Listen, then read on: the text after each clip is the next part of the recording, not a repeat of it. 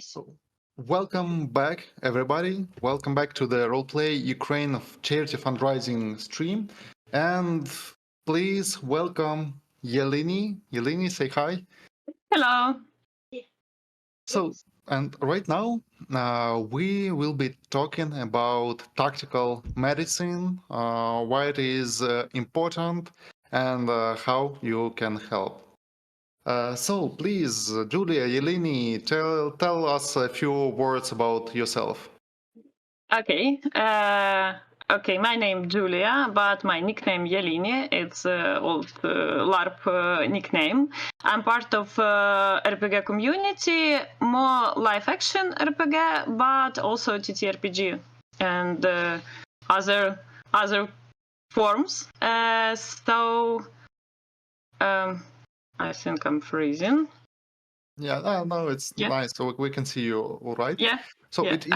it is nice to meet you, and tell us a few words about yourself as a geek. You say you play TTRPG. Well, what kind of games do you enjoy? We have like a small. It's not community. It's like some friends who play some different TTRPG. We have one great DM who give us some different adventures. I play like 15 years, I think, TTRPG. I start with D&D. I think all start with D&D. I started with Warhammer. Oh yeah! Oh my god! Oh my god! It's for me Warhammer really difficult system, but I like play Dark Heresy and Rock Trader. But I'm not really good with systems, with stats and others. So our DM knows this and always help me to generate persons, generate my character. Now I play. No, I don't play anything because I don't have time, and our circumstance not very good for have a lot time to play every week or every 2 weeks. So last my game was I think on Christmas. It was like one shot. It was like Christmas one shot for Christmas team, and it was very enjoyable. But it's really one shot. Oh, and we lost Julia for a moment. We will wait for her to come back and continue our stream then. So sorry for technical difficulties, friends. I'm sorry, I don't know what happened. Welcome back. Sorry, I don't know what happened with my internet or whatever. So, not a problem, yeah. Yeah. My longest journey in TTRPG was a Work of Darkness, and we play like I think 5 years or maybe longer. Sometimes we stop, sometimes we go on. It was Los Angeles. We play in Los Angeles, and it was like great adventure. We always wait for this day when we play VTM, play Vampires the Masquerade. It was very enjoyable, and we didn't end this game. So it's lay on the shelf, and we really want to go on with this game again. And second one, my favorite game, it was Warhammer. If even I don't like the system, but it was very enjoyable play. It was Rock Trader. I play captain of the one of young captain who start to they pass like a small no, unknown rock trader, but he has very big ambitions. We played like half of year, I think. It was very enjoyable, but it was before like few months before full scale invasion start. So we cannot play go on with the game because you don't have time for this, you don't have a mood for this, and some of members of our game are in military right now. Yeah. So like this. Well, I wish that you and your friends, you will have a time to play again, to finish all those campaigns and start new campaigns, because you deserve that, and we all deserve that. And I want to remind everybody that this is a charity fundraising stream. We are fundraising for first aid medical supplies. You can buy us a coffee, but it will not be coffee, it will be tourniquets and other stuff that saves lives. You can send us money on PayPal, and from Ukraine you can use Monobank to send money to our bank, and they will go for. We will buy first aid medical supplies. We will send them. We will send those money to Honey Badger's rescue team, and they will buy the supplies and ensure that they goes to those who need them the most. So, guys, this is very important. For guys, ladies, everybody, this is very important, and we ask your support in this cause. And YALINI, we heard that you are a real geek. You enjoy TTRPG. But right now you're in front of us in very serious role. You are medical instructor, combat medical instructor. Can you tell about that? What is the correct name, and how it all started? How you get into this role? Okay, it's like instructor TCC or tactical medicine instructor because it's not always for medical personnel. It's also for like all soldiers. So it's not. It has some levels. And first levels, it's a base. It's for all soldiers, all service members. It's called. So it's not only for medical. I explain it later, but I first want to explain how I go to this role, how I came to this role. When full in the scale invasion start, I'm start to be volunteering who gather the donates and buy some supplies for army, for our defenders. It was different supplies.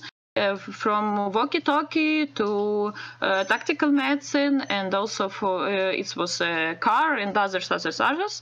But then our team concentrate on tactical medicine because in some level we understand that it's always resources that need for army, because it's like spent every day and it's not be enough. And we start to buy tactical medicine, tourniquets, bandages, some other stuff, all what can help our defenders to save lives and to save their health also. We start to buy this, and we found the problem that not all combats, not all soldiers know what to do with this. Yeah, they all have like first aid kit, and we provide some very good quality supplies, but their level of knowing how to use this was so small, and their skills was so not confident, that we understand that it's not enough to supply these kids, it's need to be trained, because when you go to the war, you start shooting, you start no tactic, and you need to repeat the skills every day. Because if you shoot once per month, you cannot be good shooter. With tactical medicine, it's the same. If you not repeat all the tactical medicine skills, you cannot provide a good quality care.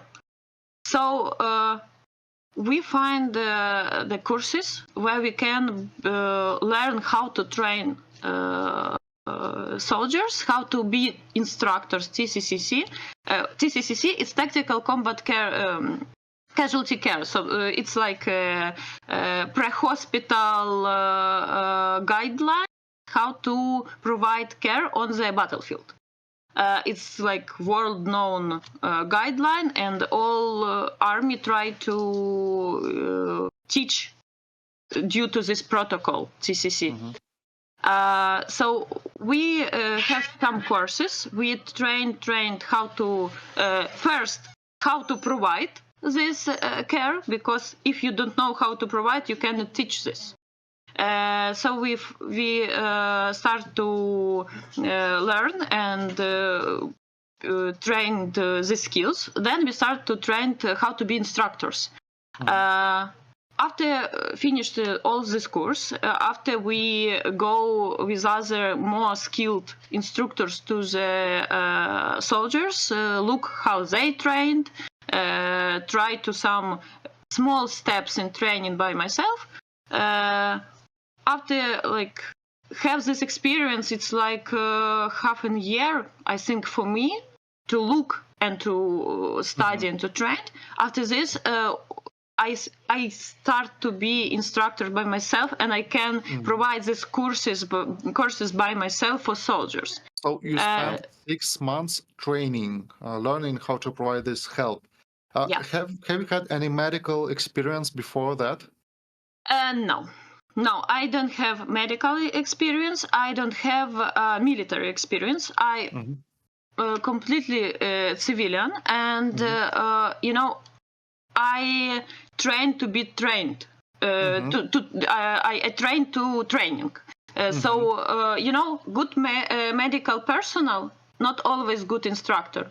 And the same for instructor. If you instructor, you can explain, you can show, you can answer the questions. You know all about theoretical and practical skills. But you may not be a medical personnel. You may never provide care by yourself, because your goal to teach. And we teach baseline. We don't train medical personnel. We don't train like some difficult manipulation when you need to have a medical background. We train based all service members, so all people, all who want can do it. Because what's the big problem in battlefield, in front line, medical personnel, they wait in some, not in front line. It's further, and they wait when they help needed, because it's not very good to have medical personnel on the front line, because it's very risky. And it's very valuable. And we are for sure that medics on the front lines, for our enemies, for Russian forces, they are targets. Last year, we had a representative of Foreign Legion, who is the chief officer of medical team, medical squad, who is doing evacuation. And he says that they do not have like red crosses on the evacuation car, because if enemy sees the evacuation car, medical car, they use everything to destroy, to shoot it down, to hunt down the medics, because this is very efficient way to like take down the morale and efficiency of their forces. Yeah, medical is first target for enemies, unfortunately. Yeah, so they need to be like in not safe place, but maybe little bit more safer than soldiers, and like it's 20 time. kilometers, 50 It kilometers. depends. It Mhm. depends on what situation right now and what time they need to reach soldiers. And what important?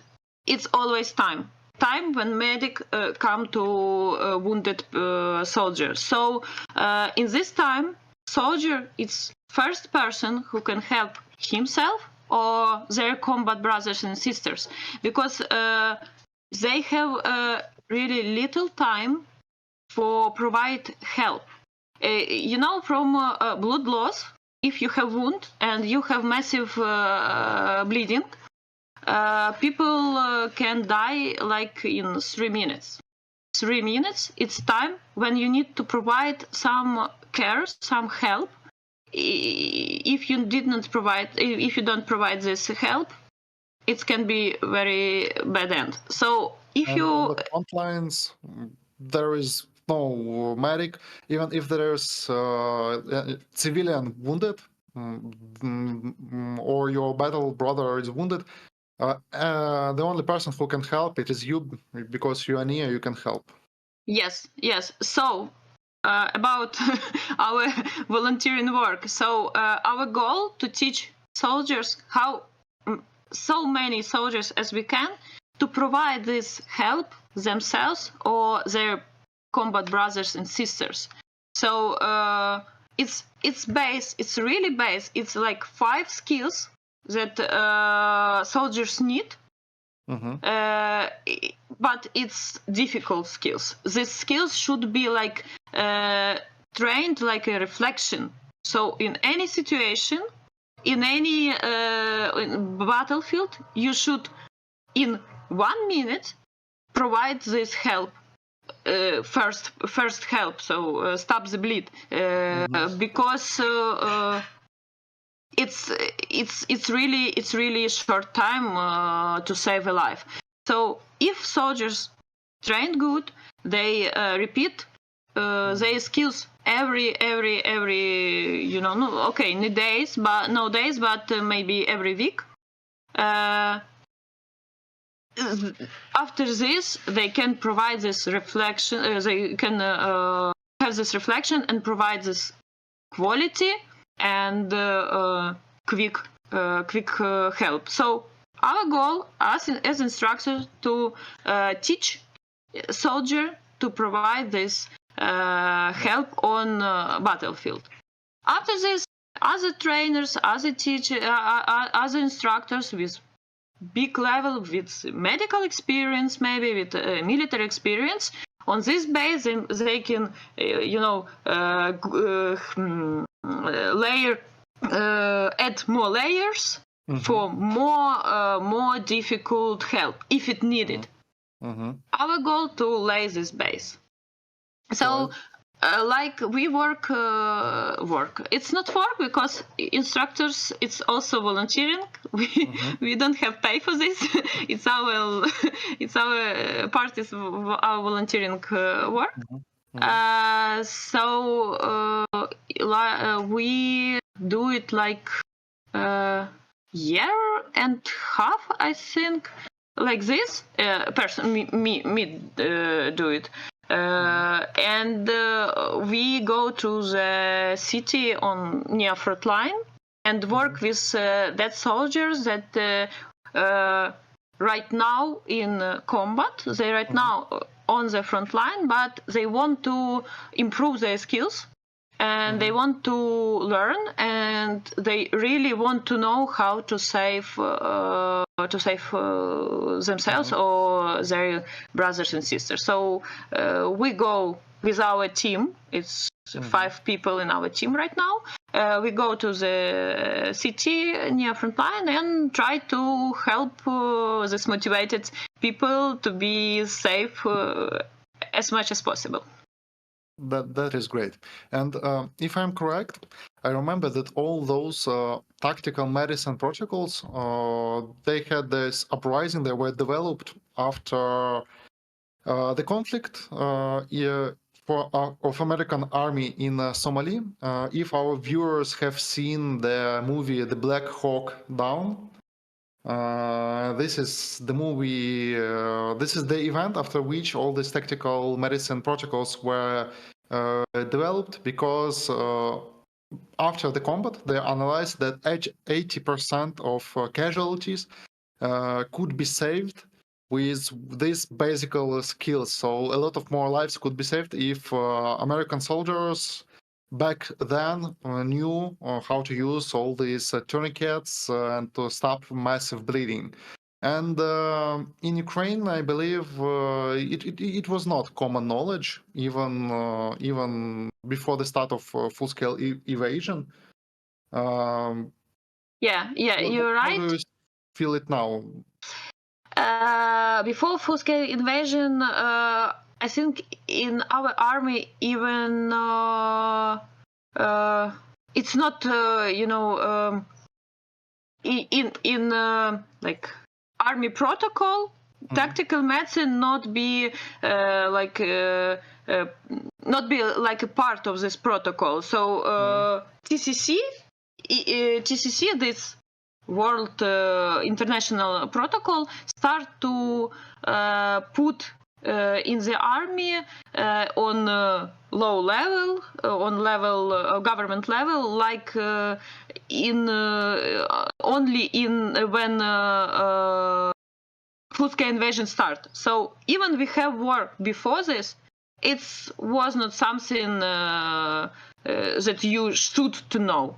It was, and people learn this, and people provide this, but it was like improvisation. It was like not something that you should to know. And after full-scale invasion, we have a lot of problem with preventable death, the death which cannot be, and it's like a snowballing start to provide in all squads, in all armies, and a lot of instructors start to teach and train soldiers, and it's in one way good, because more soldiers can be trained, but also not always instructors follow the protocol. Sometimes instructors not it's like it's about show, not about training, not about follow guidelines, and it's always difficult when you came to teach, to train soldiers, and they said, we were trained, we don't need your tactical medicine because we all know. And when you start speak with them, you understand that they were trained not for guidelines. They were trained like I don't know, instructors think something and start providing this. So a lot of trainer showed up after full invasions, full-scale invasions, but it's have some bad sides also. And now I think it's more better than 2.5 years before. The more soldiers trained, more all not all, but many soldiers understand how important this to know how to provide care. But it's not enough, because we have so many soldiers, so our army now so big that you need to have more and more and more trainers, because one trainers for one day can teach if we say about efficiency, not for I want to read course and forget about it. If we say about efficiency, one trainer can train like 10 people for day. So we don't train every day, as you understand, because it's difficult to have everyday trainers, and also it depends on the soldiers who also not sitting and waiting for us, they do their job. So one training 10 people. So if you can like full scale this, it's not like good math, because it's not even for 1 year, it's not even half of army trained, it's not even, I think, 20% of army trained. So it's better, but not enough. So, and for everybody who wants to do some good stuff, so pay attention that YALINI, she had no previous experience in medicine, but she found courses. She studied for 6 months. She worked under the guidance of more experienced instructors, and now she is really providing help. And I would like to ask YALINI, what do you think? Is this tactical medicine only for servicemen, soldiers, or civilians should learn it too?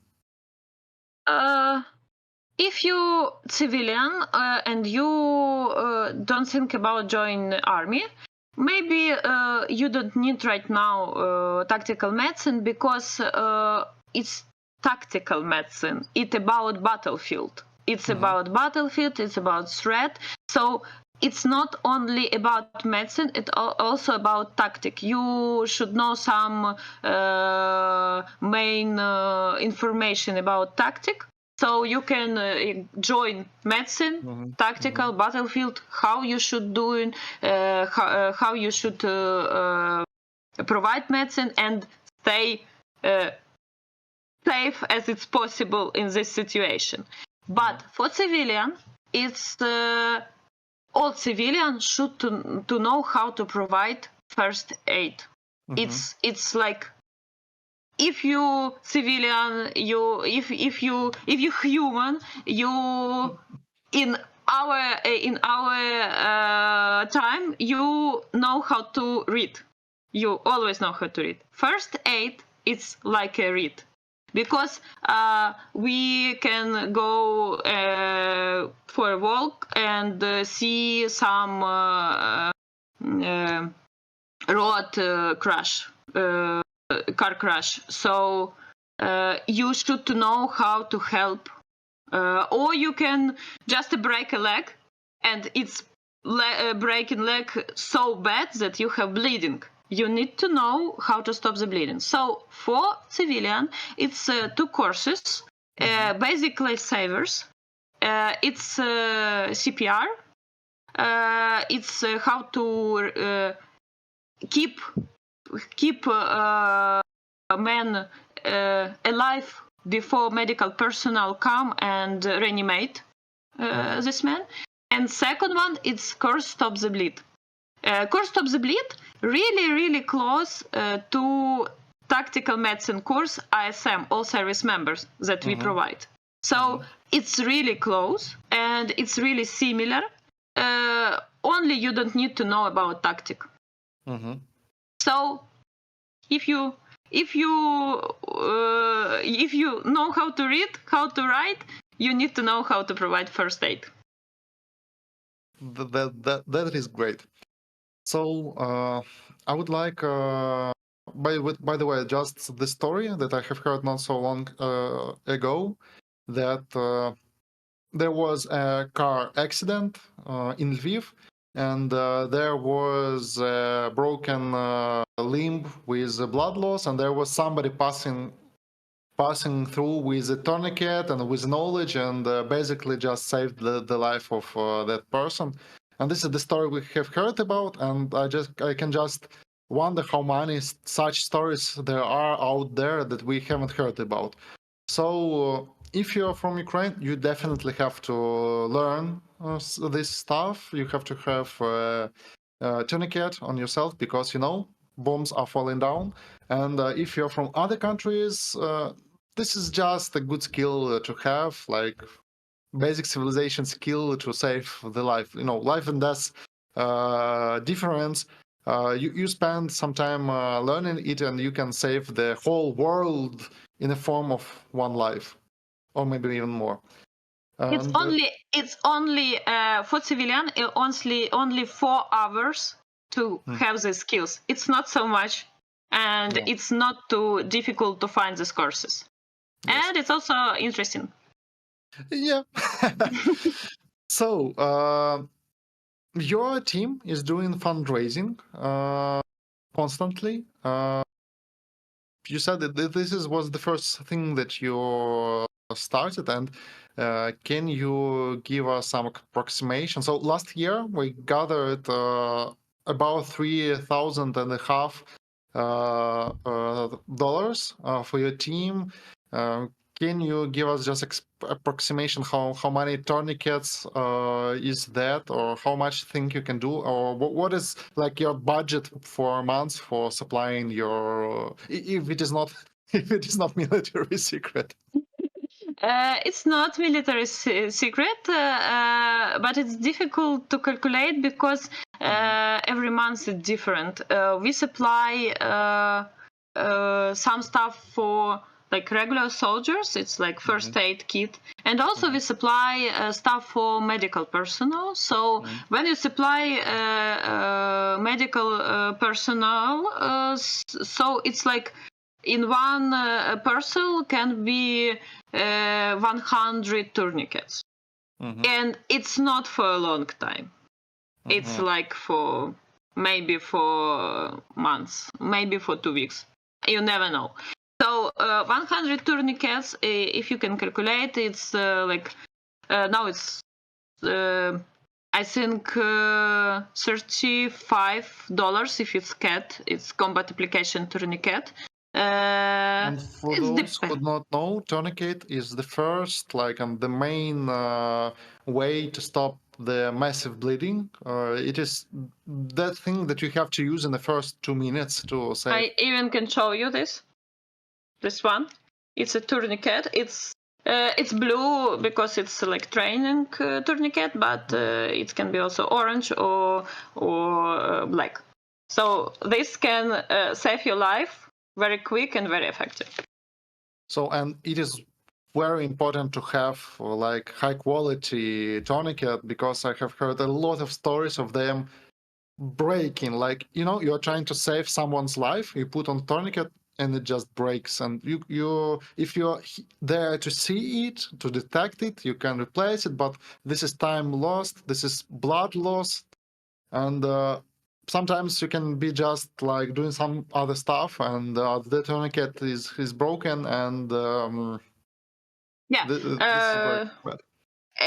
It was also a very big problem at the start of full-scale invasion, because all volunteers try to supply tourniquets and others medical stuff, because as I said, it's not enough in any time, and it was different tourniquets. No one know which tourniquets it needed, but it TCC guidelines you have list good quality tourniquets that have approved and certificate by committee TCCC.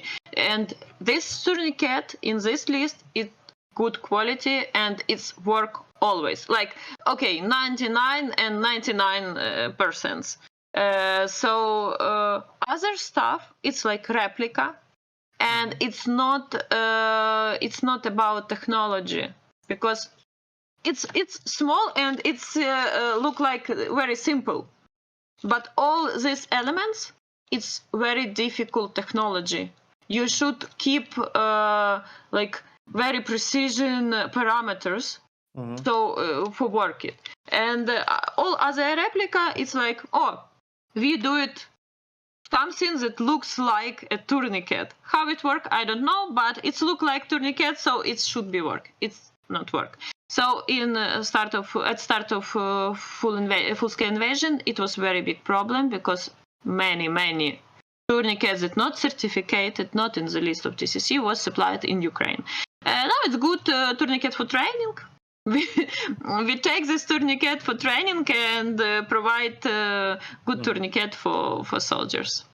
Yes. So this fake cheap tourniquets, they can be like 3 times cheaper, but you pay with life later because they are not as stable. And so you said it's about $35 per tourniquet. Yeah. It depends, but So, yes, so we last year we gathered for about 100 tourniquets, plus or minus. We last year I remember we bought not only tourniquets, we also bought other stuff like anti-bleeding. I forget the name. bandage Bandages. maybe, or Yes, yes. hemostatic dressing Yeah, maybe. yeah. Hemostatic dressing, yes. And mm, this year we hope to fundraise even more. So please, we ask everybody to do donations to spread the word about our fundraising. Like 100 tourniquets, it is you can like approximately calculate it's like 100 lives saved. It's not that Yes, yes, math, straight math, it's but it's that, it because is okay. always tourniquet saves a life. So yes, all tourniquet saves a life. You can calculate this.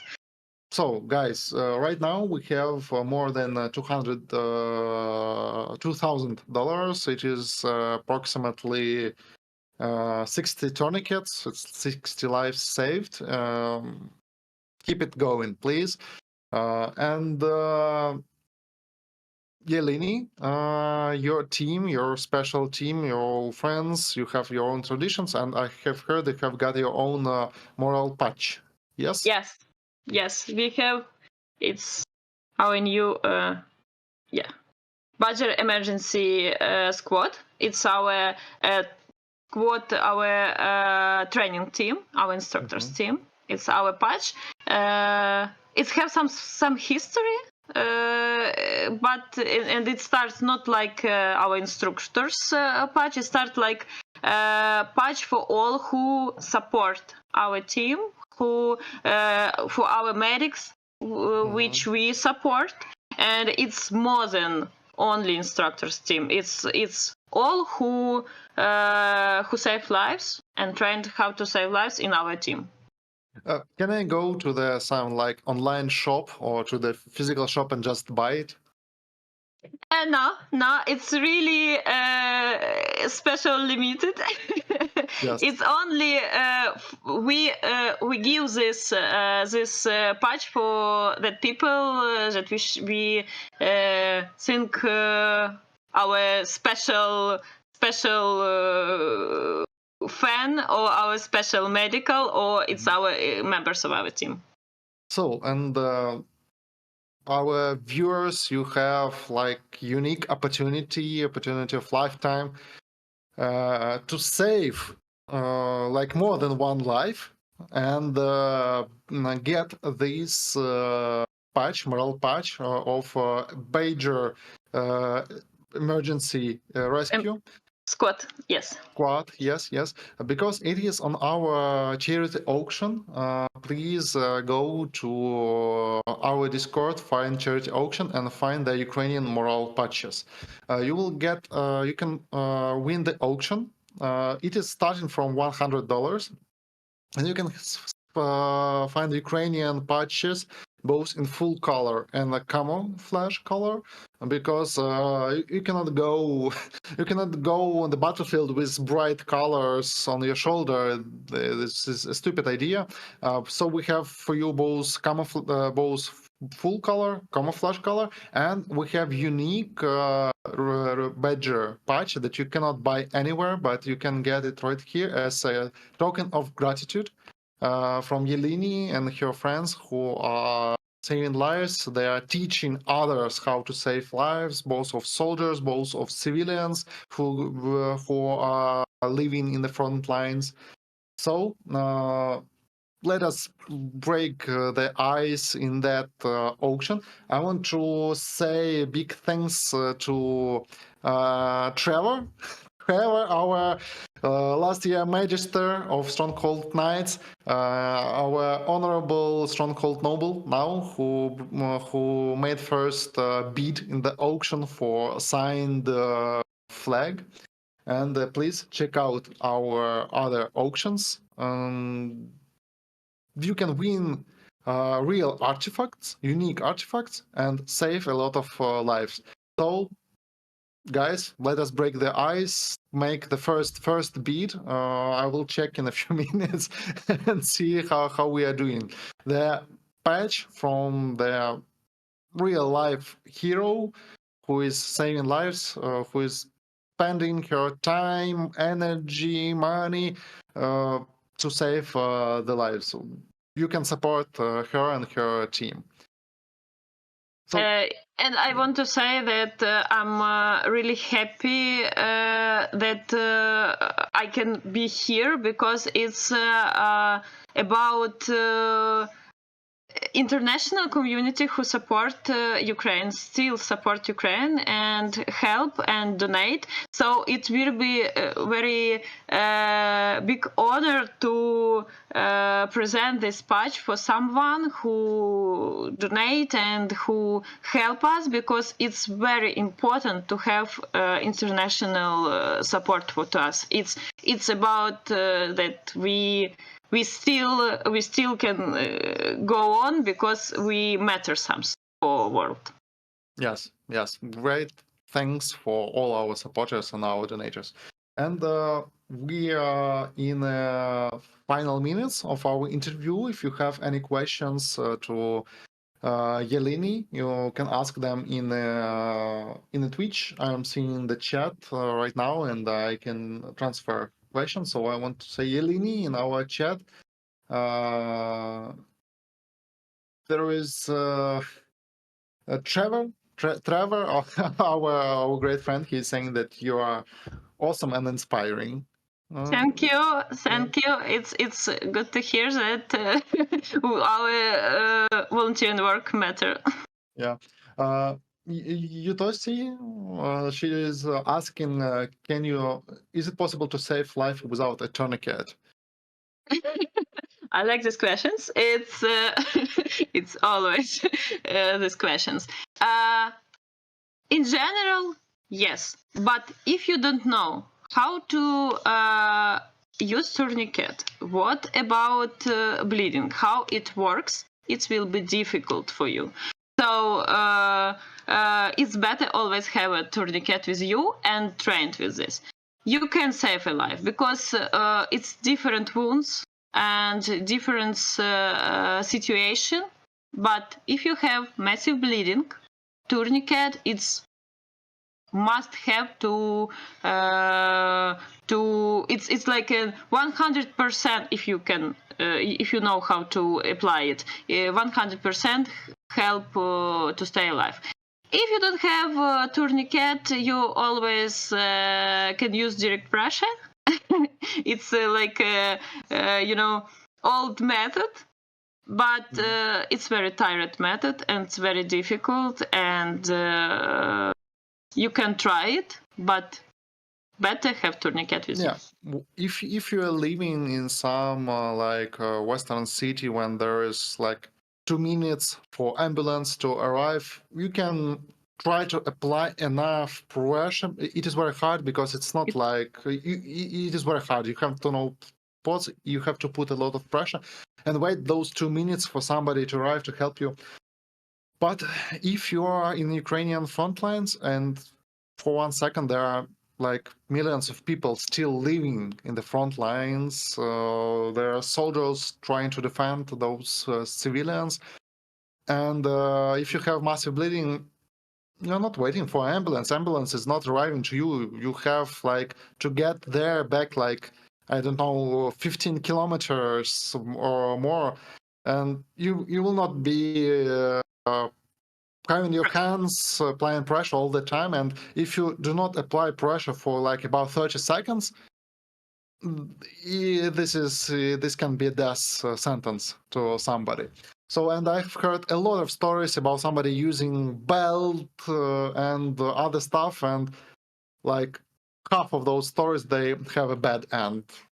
All what More. you see in the film, it's only for film. Yeah, yes, definitely. Question from Smart Party Gas. guys who will be doing actual play of Ways and Mystery tomorrow, and fundraising for medical supplies. Please see that games of Ways in Ukrainian. It will be tomorrow, approximately at this time. He's asking, do you get to see some people you have helped later on, or hear how they progressed after you help? As I said, I didn't provide medical care by myself. So I only saw and speak with people who I teached, who I trained, and who, after our training, should provide this medical care. And it's always thanks. They said, we're very thankful that we were in your courses, because I helped my brothers, combat brothers, to save a life. And after your courses, they say, I know what I should do in situation, and I save my life. Or combat brothers. So I have feedback, and I know that my work, it's not like something I do for myself. It's really help. Yes. So it is great to hear that, and I've got great news because we have got first beat from. Sorry if I mispronounced that, IEDIF. So first $100 beat. It's like 3 tourniquets, 3 saved lives.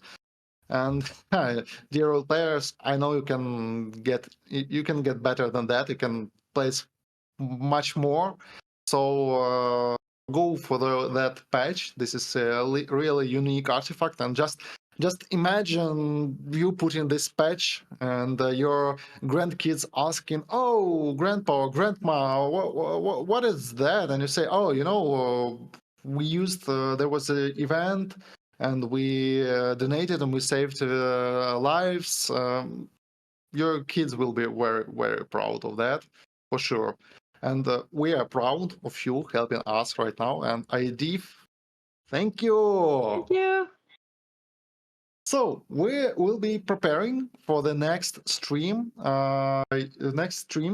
Like in 10 minutes, you will see the community TTRPG leaders from Ukraine, all those clubs, festivals, who all of them are doing charity fundraising right now, because we have a huge TTRPG community in Ukraine, and we're grateful to our protectors. We want our country to be safe again, and we're all doing volunteering.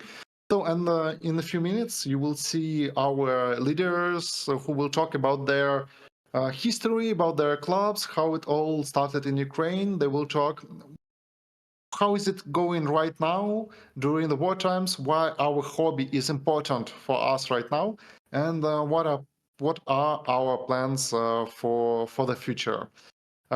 So, Yali, thank you a lot. I hope to see you, hear from you when we will be sending you all the funds, and see great report of the tourniquets, of the help going to the front lines. Okay. Thank you a lot. Thank you a lot for your involvement in this donation, and I was really, really happy to be here and see all this community. So, guys, see you in 10 minutes. Stay tuned in, and don't forget to donate to celebrate both imaginative and very real heroes.